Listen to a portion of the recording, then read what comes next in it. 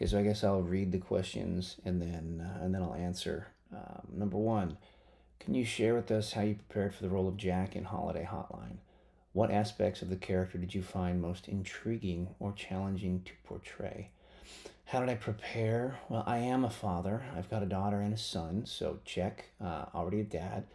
I also have had to take on turkey duty during the time which we shall not mention, when all of us were locked indoors.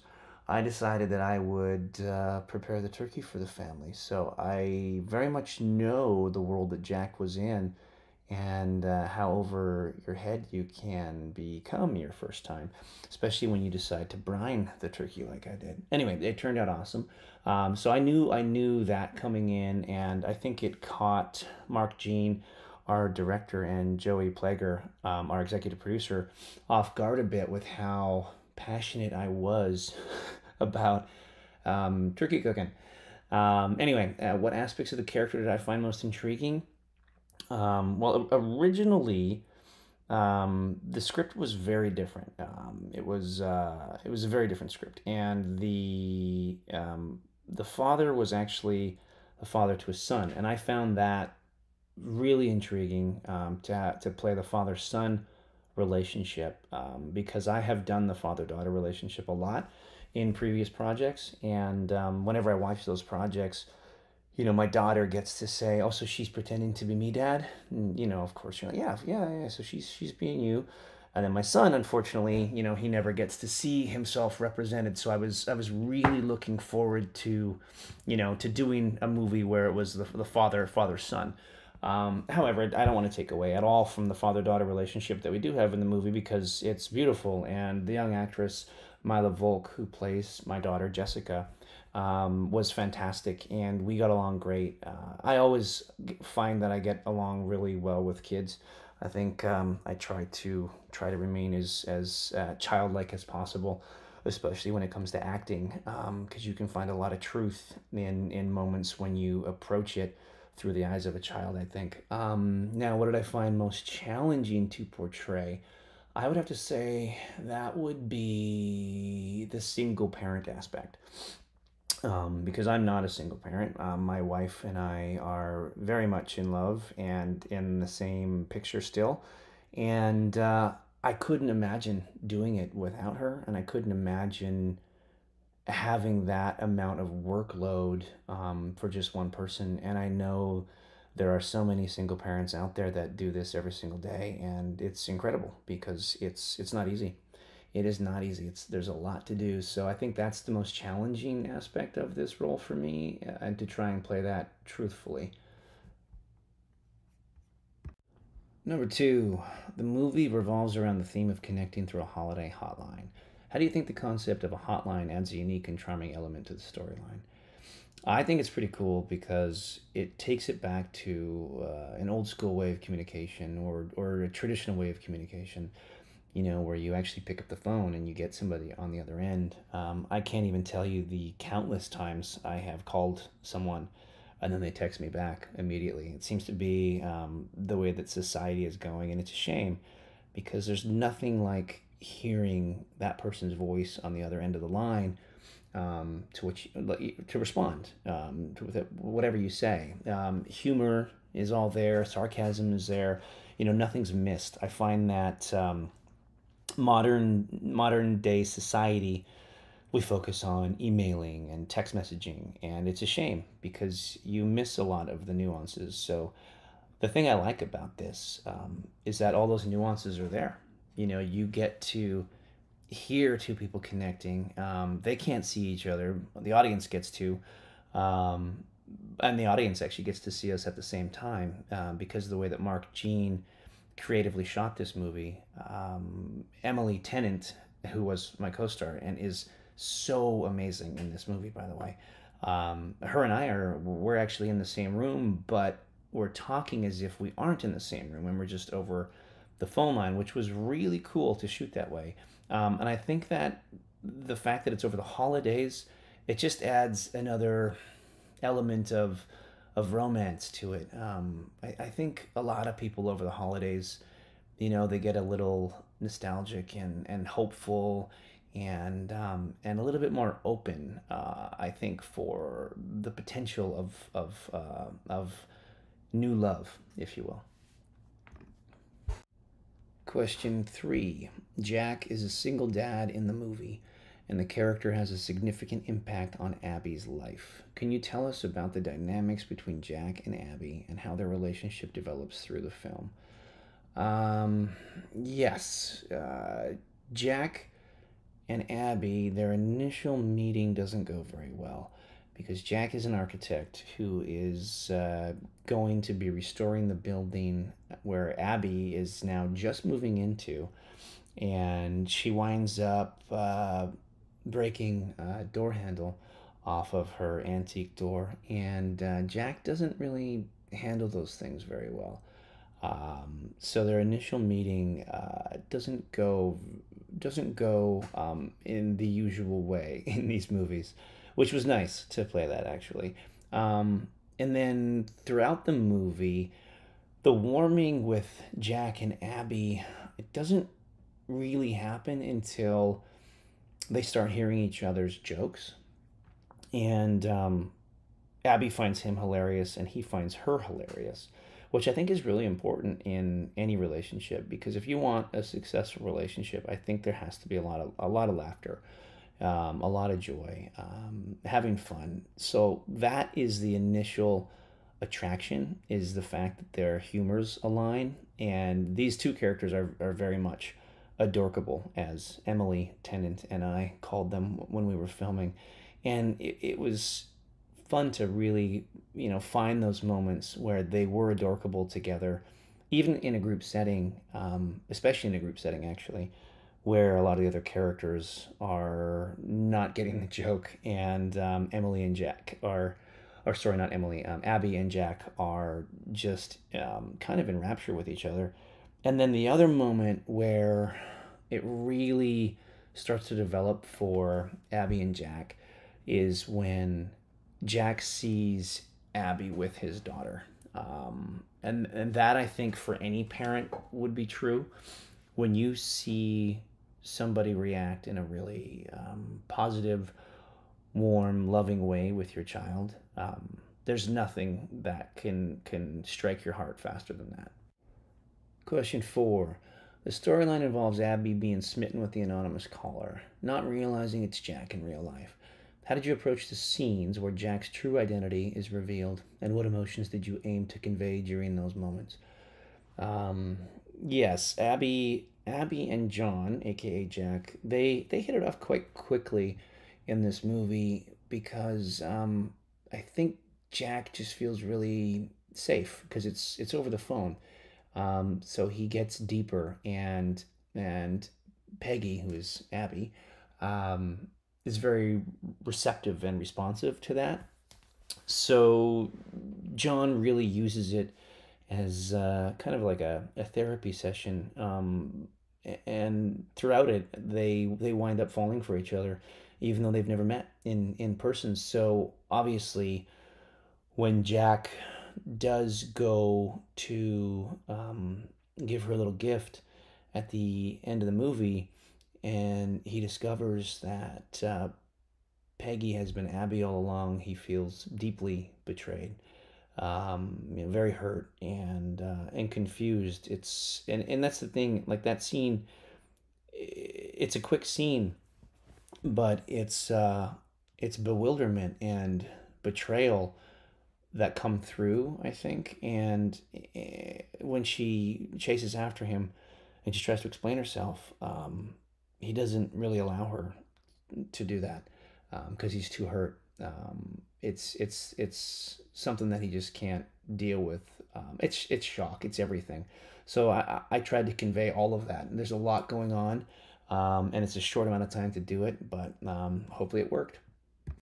Question five. Holiday Hotline is a holiday themed movie.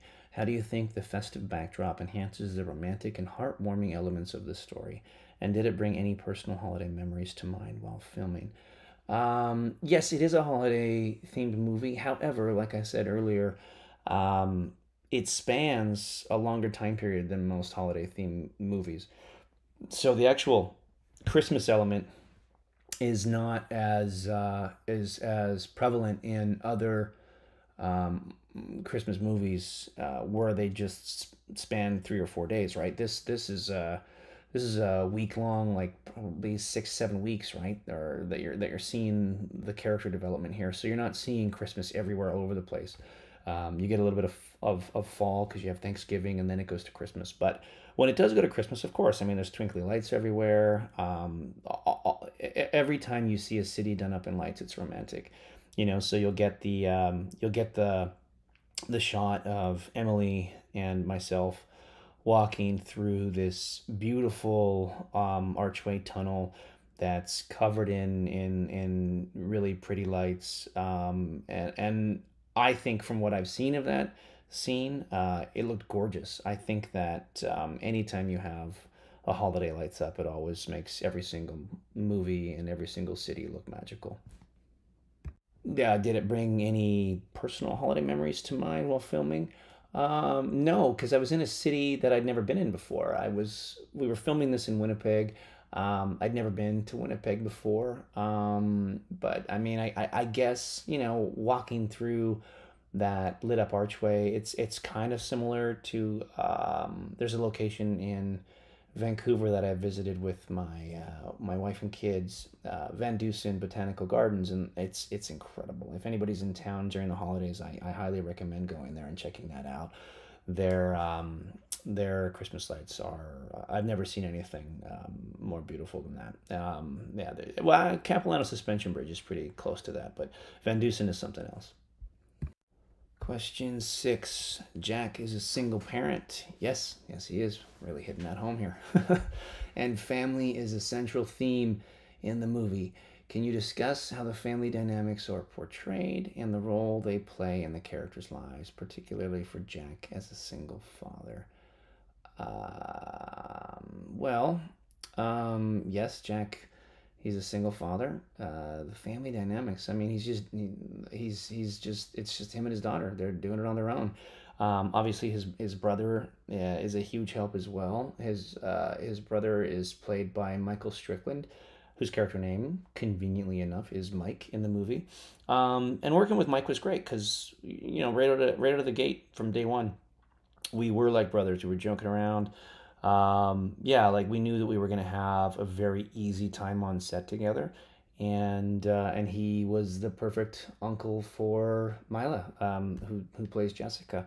So and our parents are very much in the picture, which I mean we talk about them a lot. We don't get to see them in the movie, but obviously it's a close knit family, so there is help. He's not doing it all on his own. There is assistance for sure because as we all know as parents, it takes a village. But yeah, that I think the family dynamics are beautiful. Everyone's coming together and helping out. Question 7. The movie explores the idea of connections made over the phone. In today's digital age, how do you think this traditional form of communication as depicted in Holiday Hotline resonates with audiences, especially during the holiday season? Well, I think I already answered this earlier.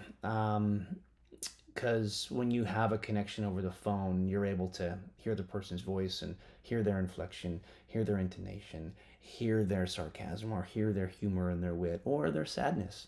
And you hear pauses and you hear when their voice might break, so you can tell they're emotional. And I think that's important because today's digital age, we've lost that. Texting, emailing, it's not the same. It's like I don't prefer it. I am old school. I like to pick up the phone and phone my friends. I like to hear their voice. I like to talk to them. I don't do well with the texting. So I think it's gonna resonate probably more with the older generation. I mean, like the newer generations, they prefer texting and communicating that way. But there's a lost art to communication when that happens.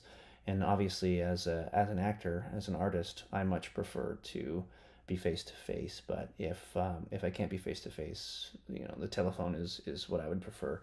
And I think it just allows for a much more meaningful conversation and a much more meaningful connection. So I think the audience will enjoy seeing that. I think more people need to pick up the phone. Question 8. The character of Jack has both a professional and personal relationship with Abby. How did you navigate the balance between the lighthearted romantic moments and the more serious aspects of the story, particularly concerning Jack's role as a single parent? um, yes, I don't think we don't hang a lantern on that Jack's role as a single parent thing. I think that's something that's very common now. But yes, he does have a professional and personal relationship with Abby. Professionally, he's just really good at his job.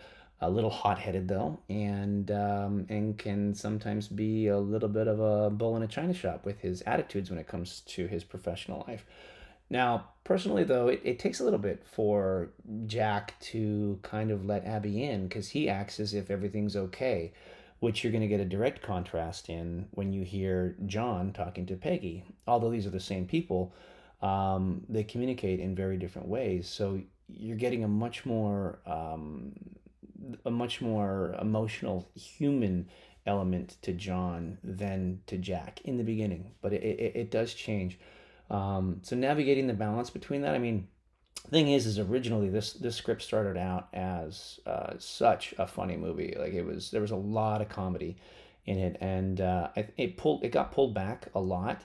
But there's still the comedy there. So leaning into that always helps, and the comedy actually lends itself to the romance in this movie because that's what they connect over. That's like Jack and Abby have the same sense of humor, and that's huge. As anyone knows, in a successful relationship, the key is to have fun, laugh all the time with each other, and that's what they do. And it's kind of great to see that in this movie. Yeah, so that's kind of how we did that. I don't think we really leaned into the romantic moments. The romantic moments happened out of the fun moments. Question 9. The holiday season is often associated with feel good movies. In what ways do you think Holiday Hotline embodies the spirit of the holidays? And what do you hope audiences take away from the film, especially in terms of the themes of love and connection? Um, yes, I think Holiday Hotline embodies the spirit of two holidays actually quite well, Thanksgiving and Christmas. I hope that audiences really enjoy seeing these two people connect throughout their two different relationships.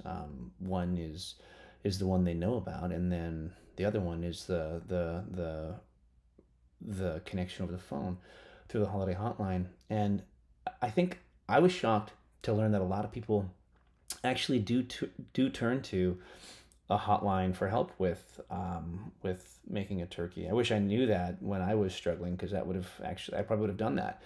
It's a smart idea, and I'm glad to know that it's actually still out there. That people take their time to help other people out when what they're trying to do is create an amazing dinner for people they love. I mean, so people can connect over dinner. That's the beauty of the holidays, and this movie I think really um, encapsulates that quite well.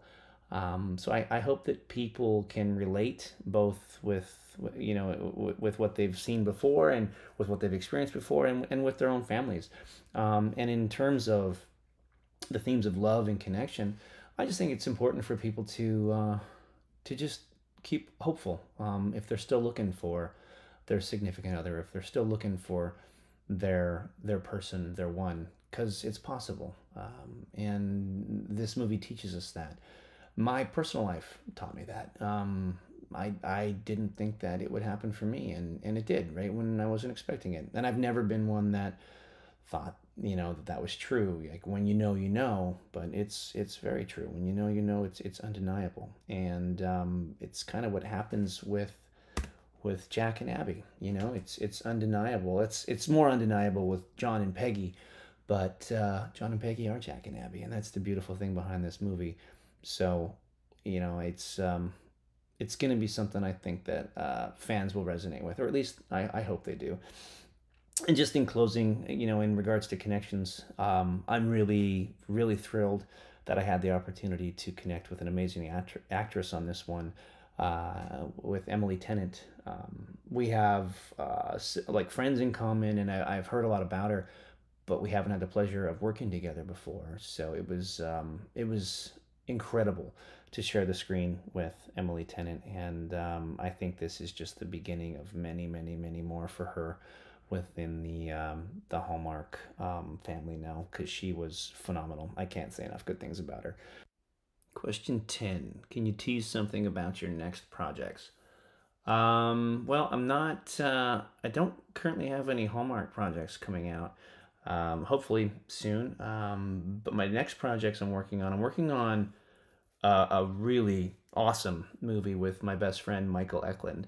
It's a horror thriller movie entitled Abeyance at the moment that we're working on. It's an independent film, but it's something I'm really excited about because that genre is specifically the genre that got me into this in the first place. I've always loved the horror thriller genre, and I'm excited to be working on something with one of my best friends. And you know, that's something I'm really passionate about. It takes a while to get these independent movies off the ground, though. There's a couple things that him and I are chatting about doing, but that's one that I'm really looking forward to getting out there into the world.